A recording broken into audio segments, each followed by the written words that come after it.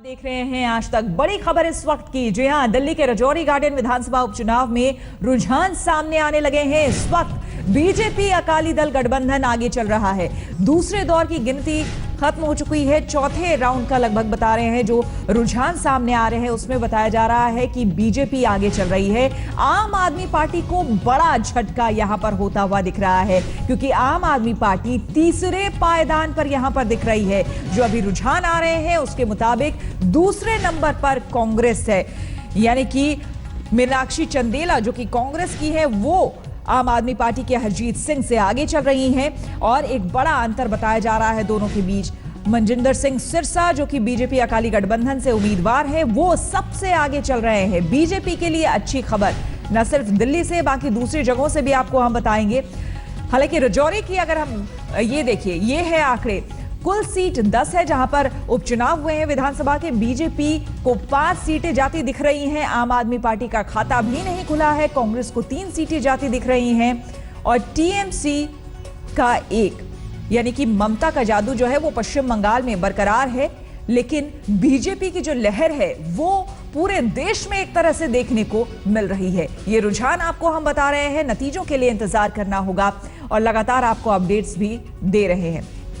हमारे संवाददाता रोशनी ठोकने हमारे साथ जुड़ गई हैं, उनसे और जानकारी लेते हैं। और साथ ही आपको हम बता दें, हमारे साथ हेमेंद्र शर्मा भोपाल से हमारे साथ जुड़ गए हैं और साथ ही हमारे साथ देवांकुर धौलपुर से जुड़ गए हैं। सबसे पहले रोशनी के पास चलेंगे। रोशनी, महत्वपूर्ण रजौरी गार्डन इसलिए भी, दिल्ली इसलिए भी क्योंकि 22 तारीख को यहां पर एमसीडी चुनाव होने वाले हैं। अब तक जो रुझान सामने आए हैं, क्या आपके पास खबर?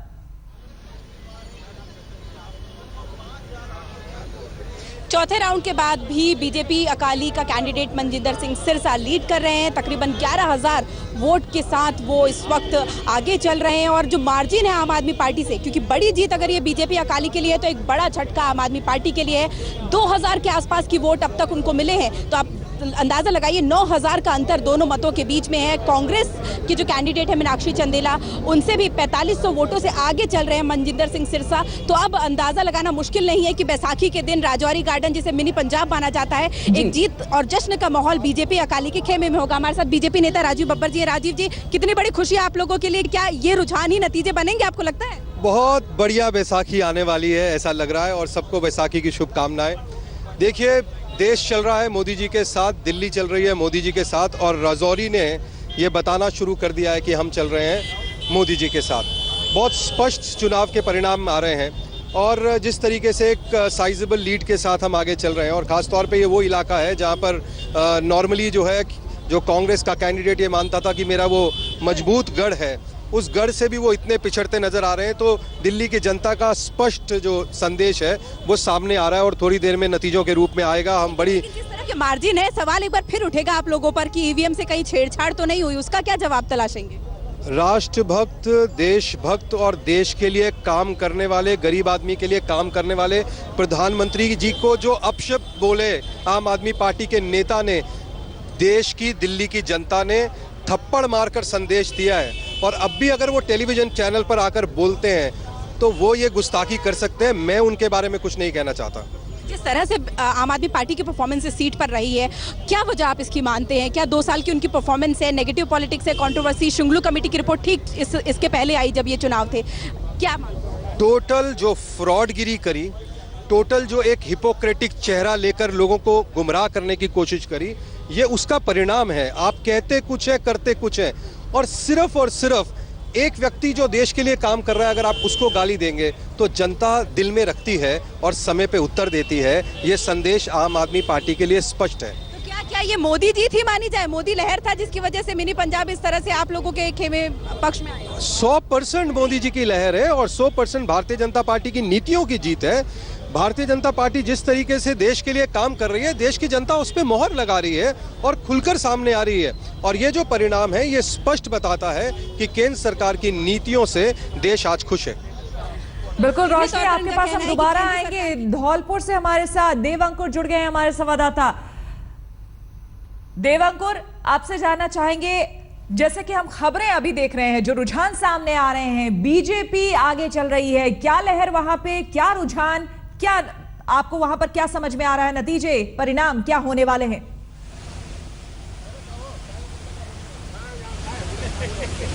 बिल्कुल, यहाँ पर पहले जो प्रथम चरण है उसकी गिनती हो चुकी है, जिसमें सामने आया है कि 3006 जो वोट हैं वो कांग्रेस के पक्ष में पड़े हैं, जबकि 5119 वोट जो कि भाजपा की उम्मीदवार हैं शोभा रानी कुशवाहा उनके पक्ष में पड़े हैं। यहाँ पे बताना जरूरी है कि ये बेहद अहम चुनाव है, वो चुनाव जो हो रहा है धौलपुर में, क्योंकि वसुंधरा राजे माना जा रहा है खुद उन्होंने अपनी पूरी ताकत झोंकी थी इस चुनाव में। राजस्थान के कई जो सीनियर मंत्री थे वो यहाँ पर आकर कैंपेनिंग कर रहे थे भाजपा के प्रत्याशी शोभा रानी कुशवाहा के लिए, जबकि कांग्रेस के जो उम्मीदवार हैं बनवारी लाल शर्मा उनके लिए सचिन पायलट। देवांकुर, हम आपके पास दोबारा आएंगे, आपकी आवाज हम तक ठीक से नहीं पहुंच रही है, हम दोबारा आपके पास आएंगे। हम चलते हैं भोपाल, हमारे संवाददाता हेमेंद्र शर्मा हमारे साथ वहां से जुड़ गए हैं। हेमेंद्र, अगर हम उन इलाकों की बात करें, बांधवगढ़ की बात करें, अटेर विधानसभा सीट की बात करें, उन इलाकों की अगर हम बात करें तो शिवराज सिंह चौहान का जादू जो है, क्योंकि उन्होंने काम भी वहां पर किया है इसलिए जनता पसंद करती है, लेकिन फिलहाल जो शुरुआती रुझान आ रहे हैं ऐसा भी नहीं है कि वहां पे सिर्फ सीधे तौर पर हम बीजेपी की लहर कहेंगे।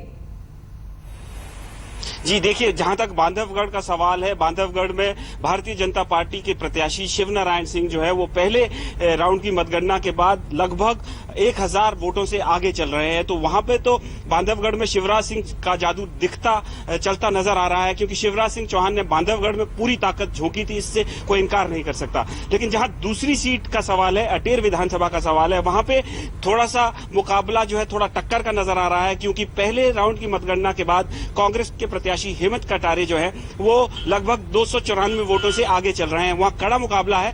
और यहां पर अटेर की मैं बात आपको बता दूं कि भारतीय जनता पार्टी में शिवराज सिंह चौहान लीड कर रहे थे, और दूसरी तरफ से कांग्रेस ने भी अपनी पूरी ताकत इस चुनाव में झोंकी थी।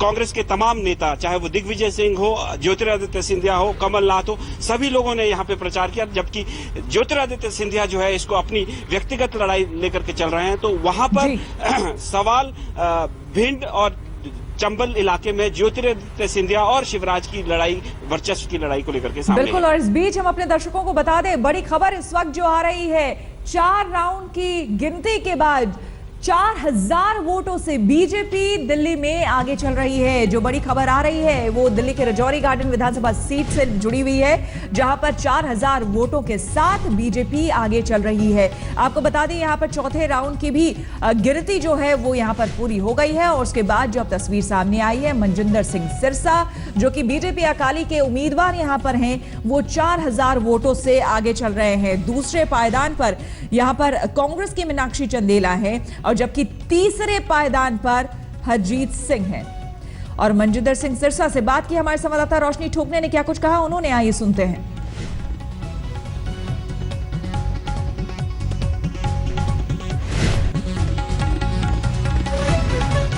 हमारे साथ शिरोमणि अकाली दल और बीजेपी के प्रत्याशी मनजिंदर सिंह सिरसा हमारे साथ है। सर, कितने आश्वस्त है जीत को लेकर? एक तरह से सेमीफाइनल है एमसीडी का ये। बिल्कुल सेमीफाइनल, और हम श्योर हैं कि बड़ी जीत होगी, न केवल जीत होगी और आम आदमी पार्टी की जमानत भी जब्त होगी, इसके लिए भी हम पूरे आश्वस्त हैं।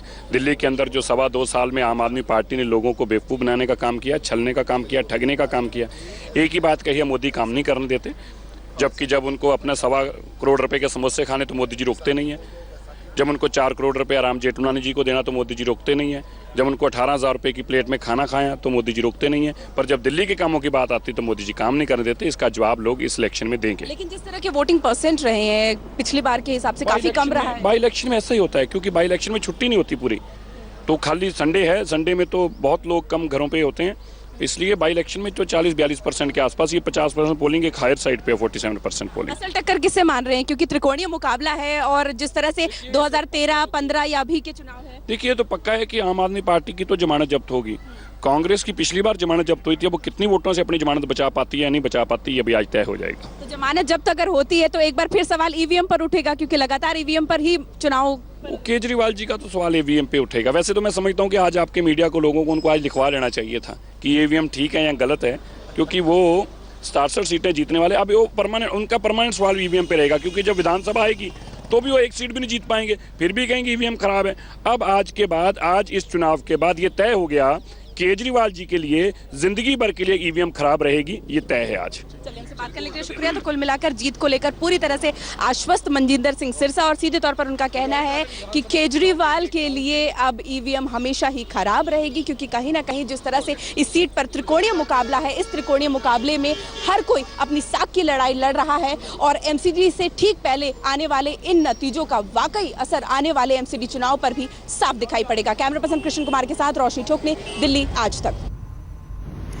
तो आपको बता दें कि राजौरी गार्डन ये जो सीट है ये खास करके मिनी पंजाब भी इसे कहा जाता है, और आम आदमी पार्टी के जो विधायक थे जरनैल सिंह, उनके इस्तीफे के बाद ये सीट खाली हुई थी, जिस पर उपचुनाव यहां पर हो रहा है। हालांकि ये गढ़ माना गया है कांग्रेस का, लेकिन पिछले जो चुनावी नतीजे हैं उसमें ये सामने आ रहे हैं। अब चलिए आपको जो रुझान सामने आते जा रहे हैं वो भी हम आपको एक बार फिर से दिखा दें।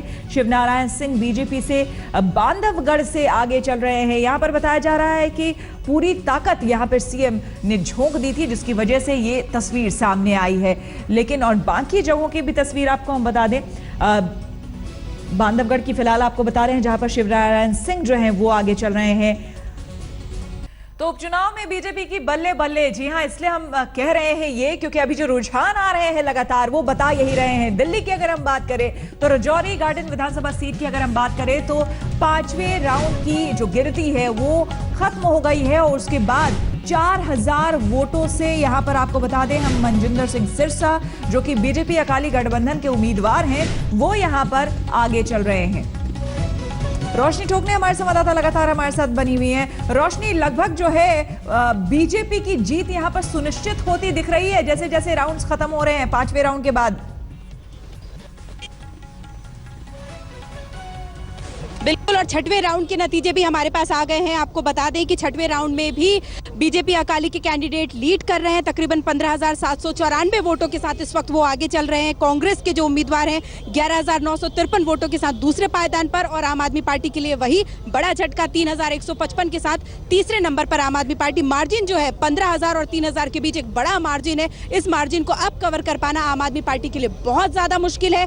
हालांकि 11,000 और 15,000 के बीच की ये जो फाइट है कांग्रेस और बीजेपी के बीच की, शिरोमणि अकाली के कैंडिडेट के बीच की, ये आगे कुछ 1-2 चरणों के बाद और स्पष्ट हो जाएगी। लेकिन शुरुआती रुझान जो कि अब धीरे धीरे नतीजों की तरफ इशारा कर रहे हैं वो ये बताने के लिए काफी है कि राजौरी गार्डन विधानसभा उपचुनाव बीजेपी शिरोमणि अकाली दल के खाते में जाता हुआ दिख रहा है, और इसी की वजह से खुशी की लहर जो उस खेमे में है, क्योंकि यही नतीजे आने वाले एमसीडी चुनाव को भी काफी ज्यादा प्रभावित करेंगे। और इससे पहले भी जब हम बीजेपी नेता से बात कर रहे थे उन्होंने भी स्पष्ट रूप से कहा था कि मोदी लहर है, ये केंद्र की योजनाएं हैं या मोदी का जो फैक्टर है जो लोगों के बीच इस वक्त सर चढ़कर बोल रहा है, उसी का नतीजा अब इस चुनाव का रिजल्ट भी बनेगा। बिल्कुल रोशनी, और हो सकता है थोड़ा बहुत योगी लहर भी अब वहां पर दिखना शुरू हो गया हो।